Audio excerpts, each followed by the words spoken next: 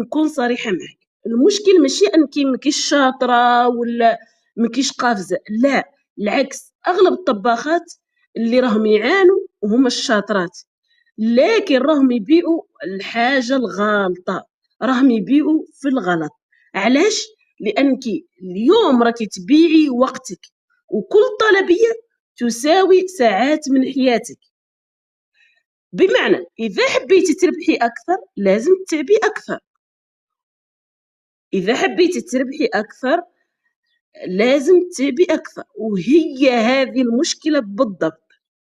كاينة طريقة أخرى أذكى وأسهل، بدل ما تبقاي تبيعي في الطلبيات والوظفة كامل في الكوزينة وجري وهادي وهذا كوموند وهذا ومشاكل مع ناس وبالك طلبيات ألغيات وكلش، بيعي. شوفي سمعيني، بيعي المعرفة نتاعك.